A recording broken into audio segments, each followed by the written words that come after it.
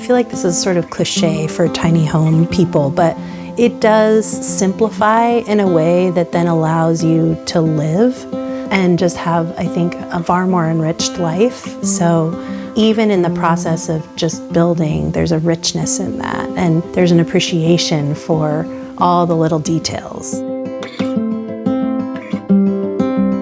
You know, I'm off grid here.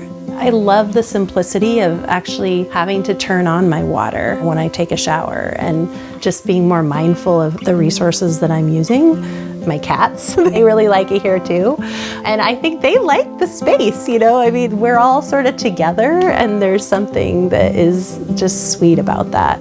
But the same is true when my girls are out here is, you know, I think smaller spaces actually build community and build connection and just help you focus on the things that matter.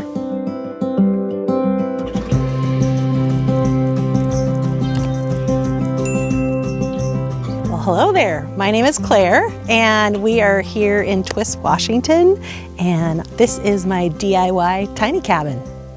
So this cabin is 12 by 24 feet, and it has a loft. It was built by Alpine Sheds up in Tonasket, Washington, north of here. And I have finished it out on the inside and outside myself with a lot of friends and family. So this cabin is fully off-grid. Originally, it had a well, and I put in the pump and septic system. For power, I use propane for my appliances, and then I have a Jackery solar-powered battery station for all the electrical on the inside. So we are on 13 acres, and I am grateful to be the caretaker of this land. I've put in a lot of spaces. It was originally just raw land. And since then, I've just been sort of bit by bit building different zones. I've built a few walkways so that you can enjoy more of the property. And just recently got a storage shed, mostly for tools, because I like to do a lot of DIY construction. So a lot of spaces there until I finish that one out into probably the 2.0 version, which I'm calling Hermanita, little sister. So I have built a number of sort of outdoor spaces to enjoy. This was a patio that I put together. Next was a screened-in porch with the help of a friend who lives here in the valley. And most recently, we put together this outdoor deck, which is 12 by 16 feet, and I did that with a group of girlfriends. I plan to use it for a lot of yoga and morning sun salutations, and then hosting friends for happy hours and barbecues. I'd love to show you around, so follow me, come on in.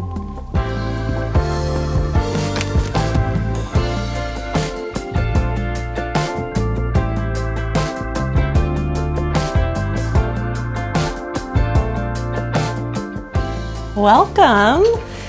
This is Lodestar, and it is about 288 square feet on this main level plus the loft. What I love about this is that there's just so much warm wood and light, which was sort of the goal. So one of the discoveries that I made when I first bought the land was that it had been a former homestead, probably from the 1890s. I'm told maybe Cap Wright, which is what this mountain is named after in front of us. So when I got here, the old homestead, all the wood was sort of fallen on the ground. So I reclaimed a bunch of it and repurposed it throughout this whole tiny cabin. I've had a real commitment to using salvaged materials and reclaimed wood, which I think is what makes it really warm and personal. So I guess we'll start right here in the living room. Probably the most meaningful piece in here is this coffee table, which really started as a bench and was a gift from my next door neighbor, Tammy. This was reclaimed wood from a blue pine tree just South Valley, and her friend made a number of these benches for a sweat lodge that she used to have at her property. It's used as a dining table, as a coffee table, as a workstation, and all the things. That's probably my favorite. So right here, this is my central heat and it runs off propane. It's Martin, which was a recommendation from one of my neighbors. It's fantastic. I actually just this last year left it on low all season, even when I was not at the cabin, just to sort of keep things from freezing, especially the pipes. So it definitely heats everything up and keeps me toasty. I really like the heat. So in the winter, I just turn it all the way up and I'm a happy clam. So you'll notice that this is sort of an angled shed roof style, and I was really interested in having just a warm wood feeling without being all wood. So I wanted it to look clean and bright. Light is really important to me. And pine and wood just seem to fit Twisp and the valley vibe. So I wanted at least the tall wall that looks out at the mountain to have the wood feature. And I had friends help me install all of this, which was a full weekend and a lot of fun, sort of hanging from the rafters and ladders and whatnot. Then as we move over here to really the feature of this wall, which is the garage door, again, I just wanted to be able to capture the view with the intention of eventually building a deck, which now exists, and being able to just walk indoors and outdoors and feel sort of that indoor-outdoor flow. I love sitting on the couch and reading or on my laptop and watching the birds, watching the deer, watching the wildlife. So this has just been a fabulous choice that I would highly recommend to anyone. I also have a screen outside just to try to keep the bugs out when it's bug season, and that seems to work out really well as well. Staying cozy this fall just got smarter thanks to the Yolax Smart top-down, bottom-up Roman shades. These aren't just any motorized blinds. They're stylish, solar-powered, and super smart. Control them with a remote with smart home devices like Alexa and with the Yolax Home app. The app is also full of helpful settings to help maximize energy savings and ease of use. Installation is quick and easy too. I really love the stress-free charging. On a full charge, the built-in rechargeable battery can last up to 6 months. With solar charging, it's basically self-sufficient. Top-down, bottom-up shades are ideal for privacy, especially in a shared homestead or tiny home community. Easily choose the level of privacy and natural light you want. Ready to level up your shades game? Get the Yolax Smart top-down, bottom-up Roman shades today. See the link in the description. So on this side, this corner is the very first thing I built from the reclaimed wood. Of course, it's a wine rack, and A, I like to drink wine, but B, I was just so giddy to build things that would eventually go into the cabin. So while the cabin was under construction by Alpine Sheds, I was just trying to figure out, well, what can I do in advance? So this was one of the first things that I built, and it has been very great and serves me well. As we turn over to the dining area, table for two, this table expands. I bought this just off Facebook Marketplace and have started to refinish this one. It's not quite done, but it's a good place to just sit and relax and again, look out at the view. These shelves, along with so much other wood here, came from the homestead, and I just try to curate bits and pieces from the local farmers market here, from the Thrifty Fox in town, the thrift store, and Blue Star Coffee, which is our local coffee maker and brewery, and then a local artist that did these mugs. So I just always try to get a little piece of the place to tell the story. So turning over here is the stove. Both my stove and fridge run off of propane, which has been fantastic since any electrical here runs off of my Jackery generator solar battery. I've cooked a lot of meals here, which is really nice, especially in the winter. These are the infamous cabinets that I got off the side of the road in North Seattle. They originally were this orange color, and after I built the wine rack, one of the next early projects was to use the reclaimed wood from the homestead and reface these cabinets. So very rustic, obviously, but they house all of my cooking gear and whatnot, spices in here. Maybe I'll build a spice rack next, I'm not quite sure. These are probably the fanciest thing that I put in as new. This is soapstone, which I think has been very versatile and just seems to fit really well in this environment. You can, you know, sort of beat it up and sand it or oil it or keep it matte. It's great. I really wanted to have the inset sink. I've never had one, so this was an opportunity for me to have sort of some nice finishes. So I really splurged on things like soapstone and wood floors and wood ceiling.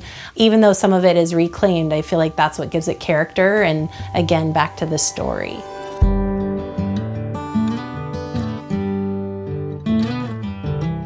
It has been such an evolution. I always call it my labor of love, and I actually call it Lodestar.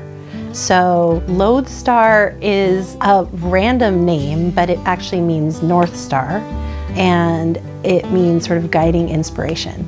So it just seemed to fit this place so much as, you know, this place that gives me inspiration and that has been sort of a sanctuary. It was January 1st, 2020, and I had been going to this yoga studio in my neighborhood on the west side for a number of years, and I happened to have New Year's Day to myself, so I was like, I'm gonna go to this yoga workshop, you know, New Year's Day, intention setting. We had paper and we had a partner, and we were sort of guided through these, in 5 years, I will do or I will be. And so I wrote that I would buy property in the Methow Valley and have sort of a tiny house with a lot of wood features in it. And so, I don't know, I was very, very descriptive and very detailed, and that was part of how they sort of guided you. So I had this 5 and 10-year plan, and COVID hit in March and everything changed, and I was like, well, I could refinance my house and buy property now. So I did that.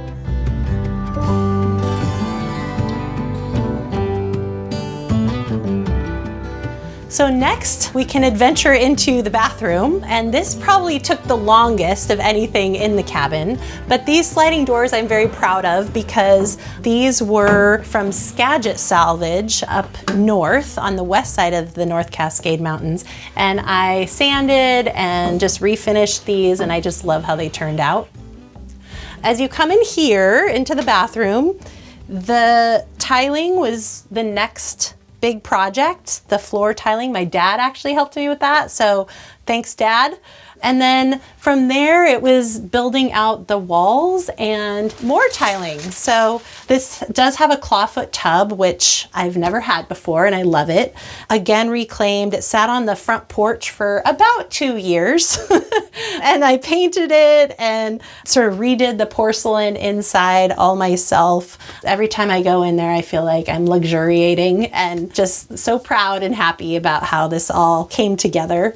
In here, there's a little tile inset that my friend helped me build so that I had a place to store, you know, shampoo and whatnot. And then this little shelf and yarrow from the land just always reminds me where I am. So when I take a shower, because this is all off-grid, my well pump runs off of a gas generator.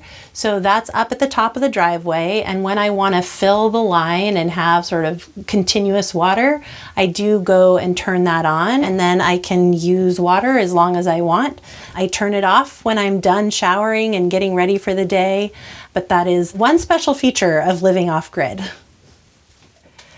So this actually has a little medicine cabinet that I inset and again just got salvage. It was really important to me. Anyone that lives tiny understands the value of storage. You can never have too much storage. So I do try to put all of my toiletries and lotions and stuff in there. It's been just a great little asset to have. As you move over here, this is my on-demand hot water heater. It runs off of propane. So anytime I turn on the water, I have just great hot water. It's fantastic. I love it. It's been working perfectly. And then, you know, the toilet, I actually also got salvage. So you too can find salvage anything.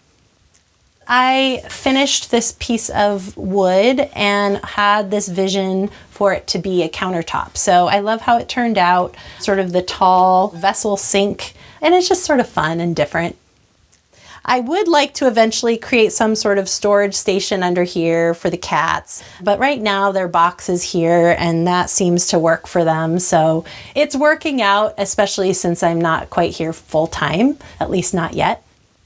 The ceiling is also one of my favorite features in the whole cabin. Both the bathroom and the bedroom alcove have this reclaimed vertical grain fir, which is just gorgeous. So I picked this up from a place on Whidbey Island that they were just getting rid of it. They were selling their house, and I planed with my dad every single board.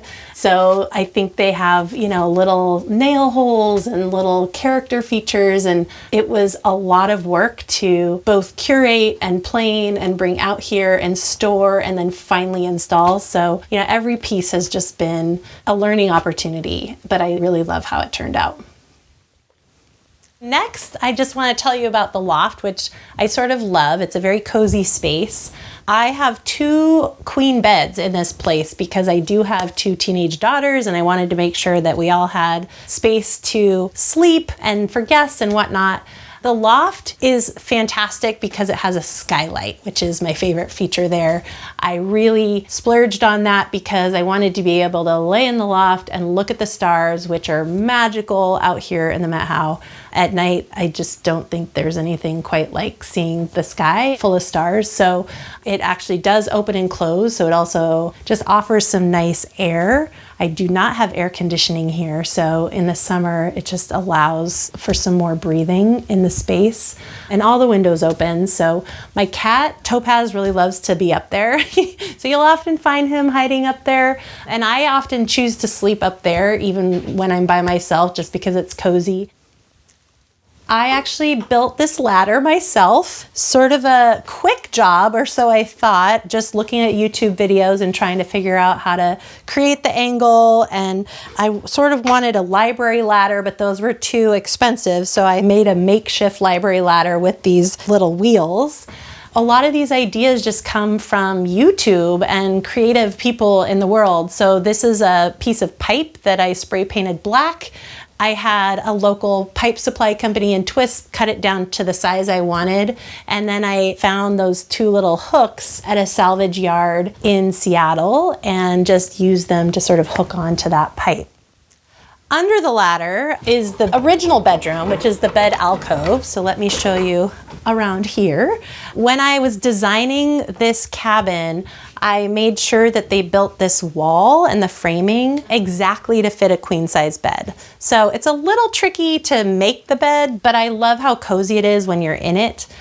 This bed frame was also right after the wine rack. So I was super excited because I knew the dimensions and it was a way for me to use all of that homestead wood. I also wanted to have a place again for storage. So it became sort of my little library, a place for a cup or a phone, and trying to figure out where to put all the electrical outlets. I have one in there just so that people can plug in their phone.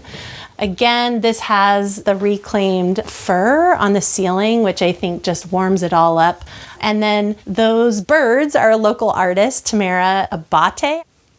The storage is always something that a tiny homeowner needs to be thinking about. So one of the ways that I tried to figure out storage was to build these really massive storage boxes that run the full length under the bed.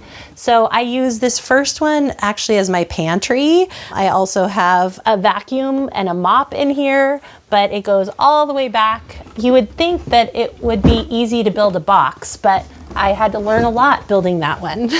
And then over here, you know, I just store like linens and, you know, extra kitchen supplies and whatever I might need that, you know, doesn't fit already under the sink. So that was a game changer to just have so much storage, and really it's sort of clean and out of the way, but accessible, which has been great.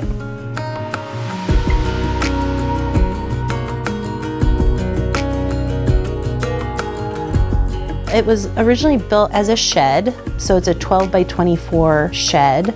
and alpine sheds in Tonasket, north of here. Built it. They were a dream to work with. And I sort of designed where the windows and the electrical would go. So I had a vision of what I wanted.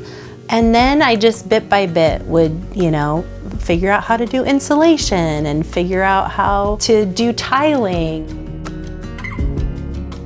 The shed was delivered in September of 2021. So it was just a shell at that point with windows and electrical outlets.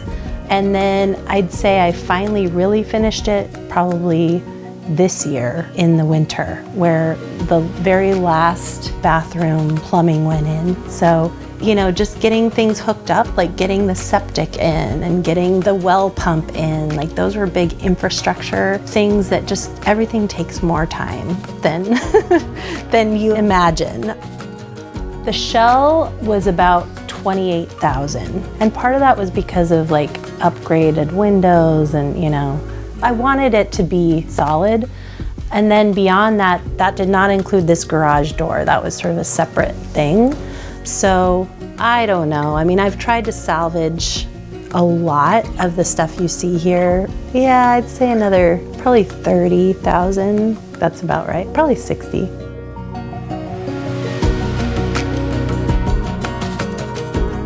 I live in Bothell, Washington, which is just about 9 or 10 miles northeast of Seattle. And I work in higher education, so I am an administrator. I oversee student affairs for a community college. I'm a mom, so I definitely spend time with my daughters and my family. I would love to be here full time. So this is 13 acres, actually, this property, and it goes sort of diagonally. So there's a bench up in the distance there, and I've thought maybe I could build like a 2-bedroom house there someday and retire. Although the closer I get to retirement, the more I think, why would I ever leave this place? Like, I love this cabin. So I am here usually every other weekend. Sometimes, if possible, I try to come Thursday nights after work so that I can work remotely on Friday and then stay through Sunday. It's sort of a drive to get here, so I always try to maximize. Every season here is just magical. We always call it the Met How Magic, but coming out here, I just find peace. I mean, the words that come to mind, Lodestar, it is my guiding inspiration. It is where I feel grounded. I'm a Taurus in astrology. And, I like my feet on the ground. I like to be grounded in the earth. And this place just sort of hugs you in. So yeah, it's definitely a contrast. Although I do a lot of DIY at that house too. I've learned and I've transferred those skills now over there. But yeah, I'd say my heart is here. Thanks for stopping by Tiny House Expedition. I'm Alexis. And I'm Christian, and this is our DIY tiny house on our homestead in Oregon. Looking for more tiny inspiration? Watch these videos. But if you're looking for something specific, visit our channel homepage to browse tiny homes by category. And don't forget to subscribe. Hope to see you soon.